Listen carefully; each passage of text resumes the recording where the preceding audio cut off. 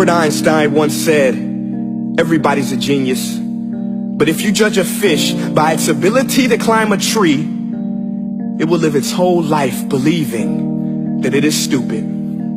Ladies and gentlemen of the jury, today on trial we have modern day schooling. Glad you could come. Not only does he make fish climb trees, but also makes them climb down and do a 10-mile run. Tell me, school, are you proud of the things you've done?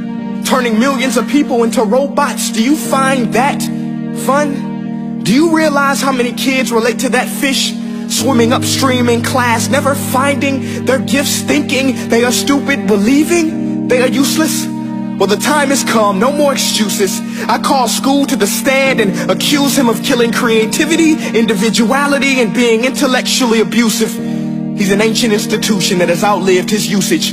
So, Your Honor, this concludes my opening statement, and if I may present the evidence of my case, I will prove it. Proceed. Exhibit A. Here's a modern day phone. Recognize it? Here's a phone from 150 years ago. Big difference, right? Stay with me. Here's a car from today, and here's a car from 150 years ago. Big difference, right? Well, get this. Here's a classroom of today, and here's a class we used 150 years ago. Now ain't that a shame? In literally more than a century, nothing has changed. Yet you claim to prepare students for the future?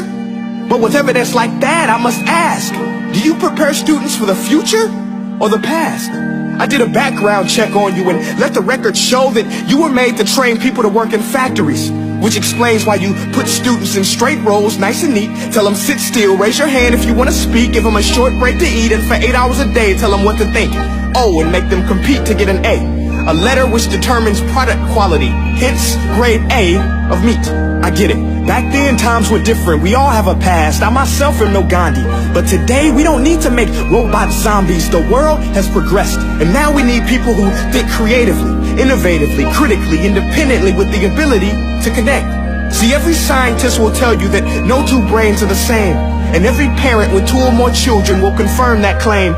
So please explain why you treat students like cookie cutter frames or snapback hats, giving them this one-size-fits-all crap. Watch your language. Sorry, Your Honor, but if a doctor prescribed the exact same medicine to all of his patients, the results would be tragic. So many people would get sick, yet when it comes to school, this is exactly what happens, this educational malpractice, where one teacher stands in front of 20 kids, each one having different strengths, different needs, different gifts, different dreams, and you teach the same thing the same way? That's horrific. Ladies and gentlemen, the defendant should not be acquitted. This may be one of the worst criminal offenses ever to be committed.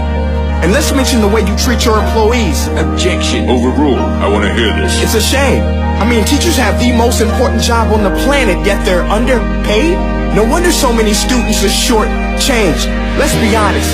Teachers should earn just as much as doctors, because a doctor can do heart surgery and save the life of a kid. But a great teacher can reach the heart of that kid and allow him to truly live. See, teachers are heroes that often get blamed, but they're not the problem. They work in a system without many options or rights. Curriculums are created by policymakers, most of which have never taught a day in their life. Just obsessed with standardized tests. They think bubbling in a multiple choice question will determine success. That's outlandish. In fact, these tests are too crude to be used and should be abandoned, but don't take my word for it. Take Frederick J. Kelly, the man who invented standardized testing, who said, and I quote, "These tests are too crude to be used and should be abandoned." Ladies and gentlemen of the jury, if we continue down this road, the results will be lethal. I don't have much faith in school, but I do have faith in people. And if we can customize healthcare, cars, and Facebook pages, then it is our duty to do the same for education, to upgrade it, change it, do away with school spirit, because that's useless. Unless we're working to bring the spirit out of each and every student, that should be our task. No more Common Core. Instead, let's reach the core of every heart in every class. Sure, math is important, but no more than art or dance. Let's give every gift an equal chance. I know this sounds like a dream, but countries like Finland are doing impressive things. They have shorter school days, teachers make a decent wage, homework is non-existent, and they focus on collaboration instead of competition. But here's the kicker, boys and girls. Their educational system outperforms every other country in the world. Other places like Singapore are succeeding rapidly. Schools like Montessori, programs like Khan Academy, there is no single solution. But let's get moving, because while students may be 20% of our population, they are 100% of our future. So let's attend to their dreams, and there's no telling what we can achieve. This is a world in which I believe, a world where fish are no longer forced to climb trees. I'll rest my case.